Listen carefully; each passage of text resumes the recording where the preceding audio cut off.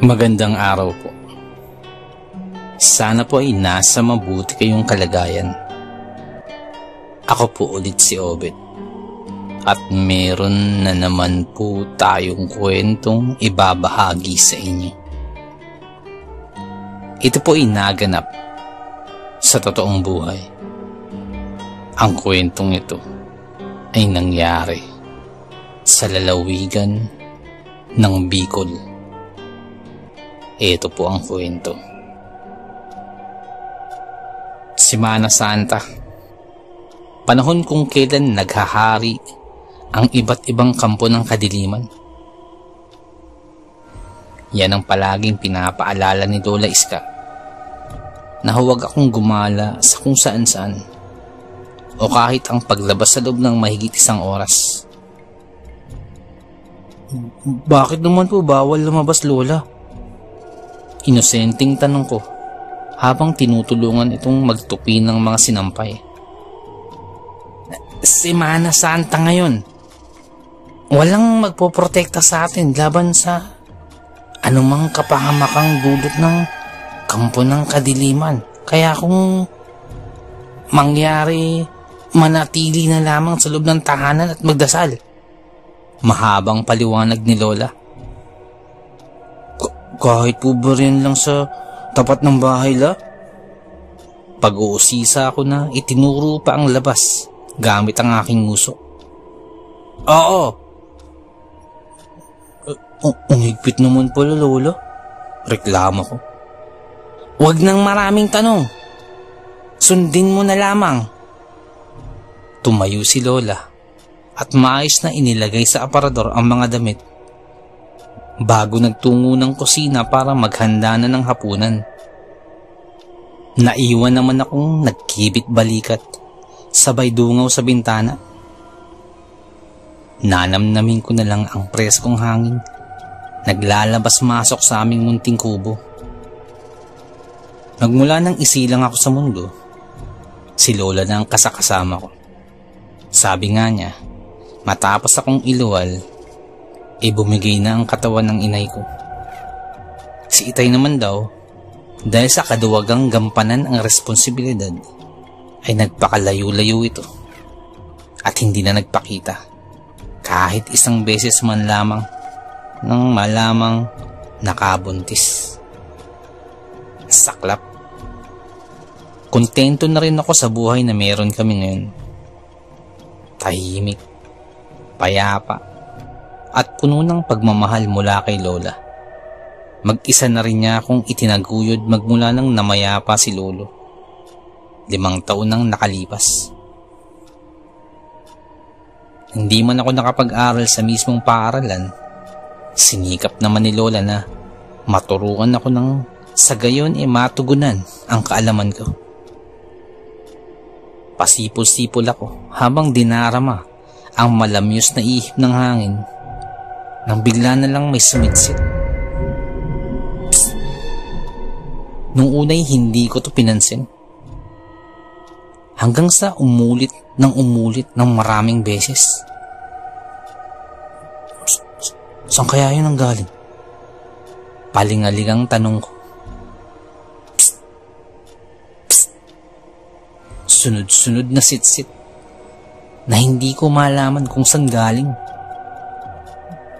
Sino ba yan? Medyo inis na yung boses ko. Ayaw ko kasi yung pinaglalaroan ako .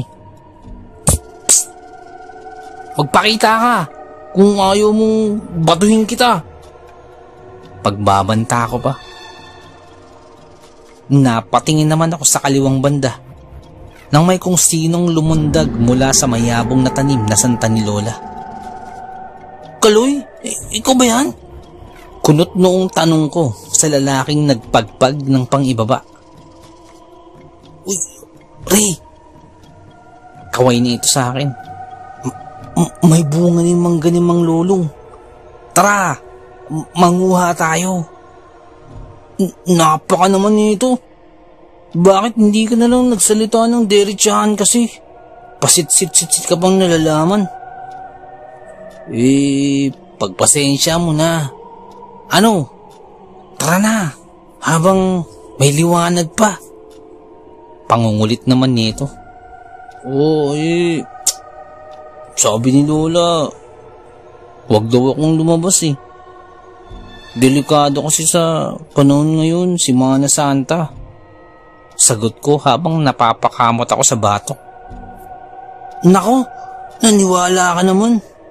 Ilang taon na tayong namumuhay rito sa mundo, ngayon ka pa magkakaganyan. Mapang-asar nitong sambit. Delikado nga ngayon. Lalo ngayon si Mana Santa. Giit ko. Ray, ano ba? Matagal na tayo rito sa ating sityo, di ba? May nabalitaan ka bang nangyari sa Semana Santa? Wala naman, di ba? Wala ngang nairereklamo sa barangay. Kaya, di ka na. Habang hindi pa gumagabi. Napaisip ako sa tugon na yun ni Kaloy. Kung sa bagay, wala pang naitatala sa barangay na may krimen o ano pang masamang gawain na nangyari dito sa amin. Ano? Tara na! Sasabihin ko muna kay Lola. Ano ba naman yan? Padabog niya ito. Huwag mo nang sabihin, baka hindi ka papayagan. Sagot naman ni Kaloy. Baka pagalitan talaga ako eh. Tara na. Dahil sa pangungulit nito, nagawa kong soy ng bili ni Lola. Sa bintana pa nga ako dumaan para hindi makita. Masaya kaming naglalambitin sa sanga ng puno ng mangga na tila ba mga matching. Nakasanayan na naming dalawa ni Kaloy na manguha ng bunga na wala man lang pahintulot sa may-ari. Sa madaling salita, nagnakaw kami. Damihan na natin habang wala pa si Mang Lulong. Pabulong na sabi ni Kaloy na kahit maliit pa ang bunga, pinipitas pa rin. Sigurado ka bang wala si Mang Lulong? Baka mamaya hahabulin na naman tayo ng itak, kagaya nung nakaraang taon. Ay sus, huwag ka nga dumaldal. Damihan mo yung kinukuha mo, bilisan mo. Sabi pa ni Kaloy. Takam na ako sa bagong pitas na bunga. Kaya naisipan kong tumigil sa pangunguha at kumain na muna. Bumaba ako sa pagkakalambitin at naupo sa tapat ng puno. Si Kaloy naman nagsikap ng mabuting makakuha ng marami. May sinasabi pa ito, subalit hindi ko na pinakinggan. Abalang-abala ako sa pagkagat nang mapansin ko ang sunod-sunod na paggalaw ng mga tuyong dahon na para bang may dumaan sa ilalim ng lupa. Kaloy! Nabitawan ko ang hawak na plastik na naglalaman ng mangga at nagsikalat ito sa aking paanan. O bakit? Tugon nito na hindi man lang ako tiningnan. Kaloy! Nagsimula akong mataranta nang ang paggalaw nito ay patungo na sa akin. Kaya dali-dali akong umakyat sa puno. Uy, ayos ko lang ba? Pagtatakang tanong ni Kaloy. Nakita mo ba yun? Pati pananalita ako'y hindi ko magawang maituwid. Ang ano ba? Sagot naman ni Kaloy. Nananatili sa lupa ang tingin ko. Sumusunod sa gumagalaw na bagay sa ilalim nito. Umiikot-ikot ito na para bang dagang may hinahabol. Mabilis. Maliksi. Hoy Ray! Ano ba yung tinitingnan mo dyan? Maya-maya pa'y nakaramdam ako ng pagbato ng mangga mula kay Kaloy. Kaya napatingala ako. Pagkatingala ako'y nanigas ako. Imbis na magalit ng makita ko kung ano ang nasa itaas ni Kaloy. Napabitiw pa ako sa kinakapitan ko, dahilan upang mahulog ako. Aray, ano ba? Tanong ulit ni Kaloy. Tanging pagturo lamang sa nilalang sa kanyang kinaroroonan ang nagawa ko. Naglakihan ng mapupulang mga mata nito. Nagtutulisan ng dalawang pangil. Di lang naglalabas-masok sa bibig. Meron itong buntot. Mga kukong mas matulis pa sa espada.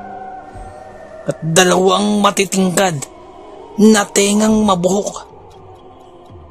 Mahahaba ang dalawang paa nito kumpara sa harapan. At may amoy na nakasusulasok. Ano ba, Ray? Ano ba nangyayari sa'yo? Galit na tugon ni Kaloy sa ikinikilos ko. Awang naman ang aking bibig. Subalit, hirap bumigas. Sa ites mo. Ano ba naman yan? Manggal lang kinain mo tapos maging ganyan ka na. Nang tingalain ni Kaloy ang itinuro ko'y napasigaw ito ng malakas. Nasubsob pa ang mukha niya nang mahulog ito. Takbo! Takbo na tayo! Nauutal kong sigaw. Tumakbo kami pareho na hindi alam kung saan direksyon tutungo. Napatigil kami sa gitna ng bakanting lote na may damong ligaw na hanggang bewang ang taas. Ano ba yun?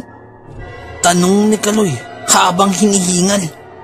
At tanging iling lang ang naisagot ko. Gulat at takot ang rumihistro sa aming pagkatao. Ito na ba yung kapamakang sinasabi ni Lola? Tanong ko sa aking isipan. Umuwi na tayo. Suwestiyon ko sa gitna ng paghabol ng hininga namin. Uwi na talaga tayo.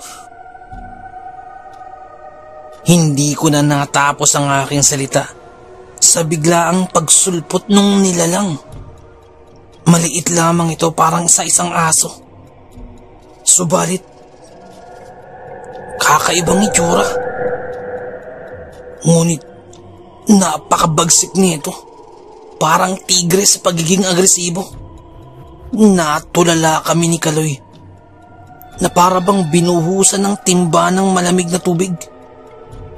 At sa pagkakataong yun ay hirap akong kumilos. Parang hindi ako makagalaw. Ano yan? Halos maiyak si Kaloy.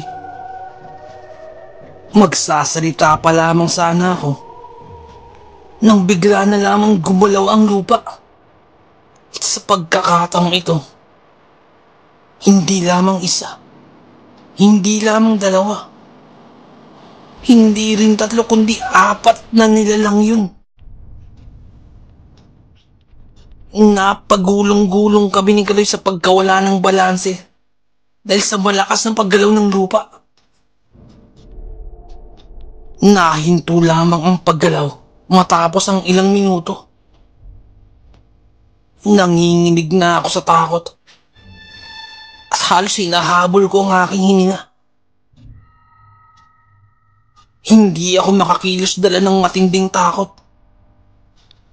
Ngunit sinubukan ko pa rin tingnan ang aking paligid. At sa pagliligid ng aking paningin, ay halos ramdam ko na ang paghiwalay ng kaluluwa sa aking katawang lupa. Nang mahagip ng aking paningin na pinagpipiesta na ng 4 na nilalang na yun si Kaloy. Halos gutay-gutay na ang damit nito. At iwinawas-iwas pa siya sa ere. Rinig na rinig ko ang paghingi ng saklolo ni Kaloy. Pumapalahaw ito sa sakit.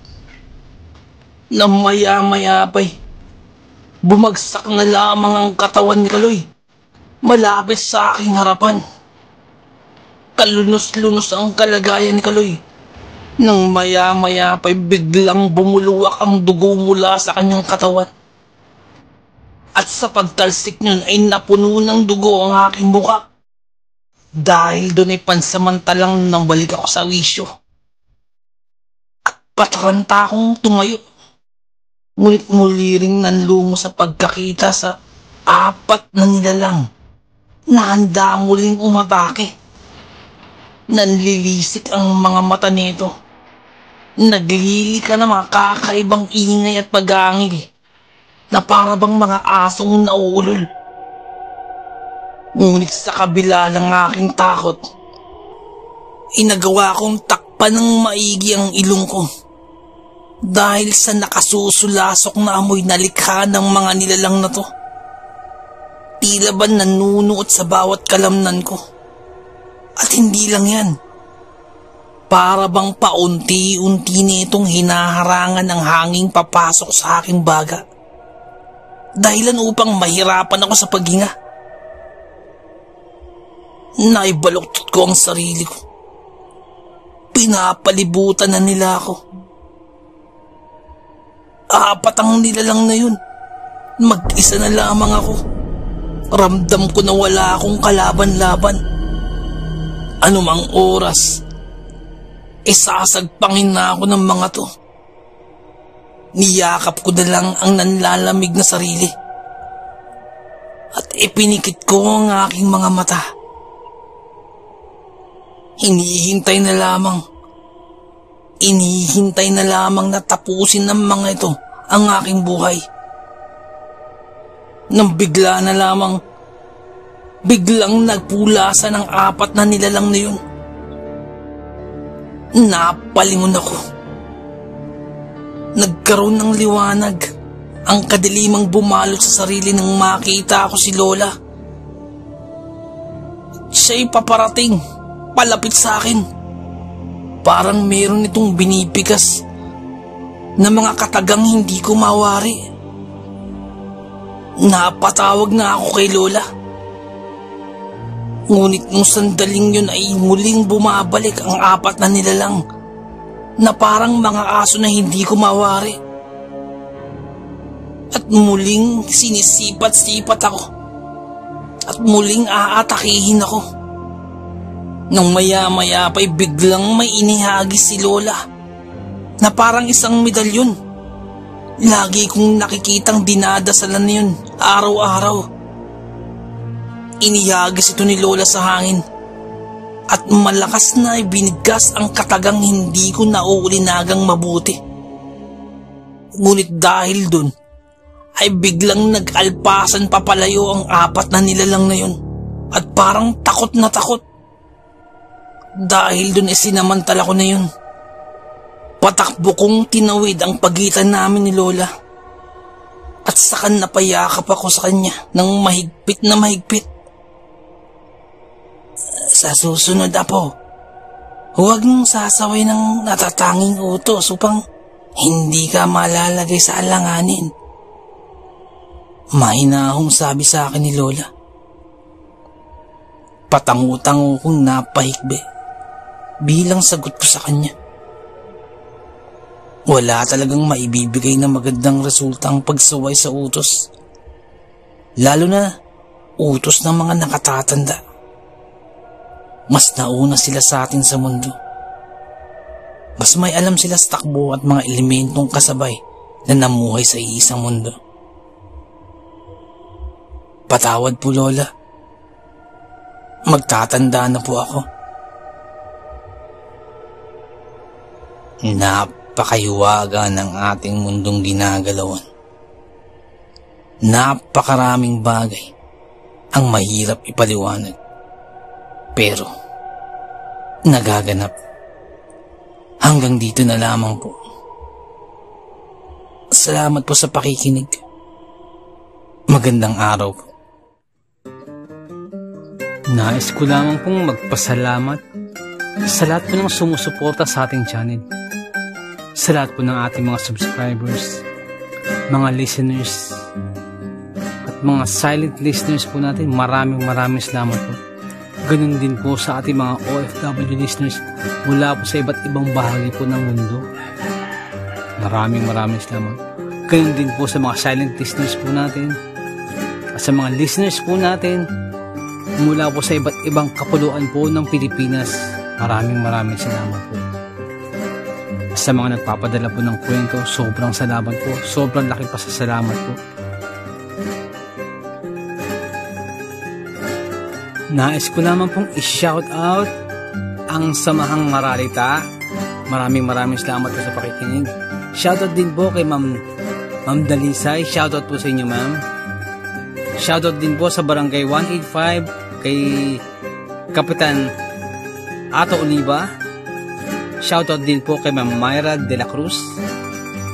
At sa buong kagawad ng Barangay 185 at kay Konsihala Ma'am Tess Heralde. Shoutout po sa inyo. Maraming salamat po. Nais ko lamang pong i-shout out si Ma'am Helen Casamayor. Ma'am, maraming salamat po. Isa po sa masugid natin tagapakinig po mula pa po nung nasa Saudi pa po siya. Maraming salamat po, Ma'am Helen Casamayor. Isa po sa ating mga silent listeners. Sobrang salamat po. Sana po, ingat po kayo dyan palagi. Maraming salamat po. Shoutout din po kay Sir Myong. Boss, maraming salamat sa pagbisita sa ating channel. Maraming salamat. Kay Sir Myong Herminio Viterbo, shoutout po sa iyo. Ingat po palagi. And also, belated happy birthday po kay Ma'am Ani Apruebo. Belated happy birthday po. More birthdays to come.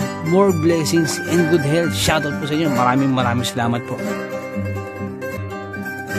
Nais ko lamang pong i-shout out si Ma'am Mary Asilar dyan po sa may UK.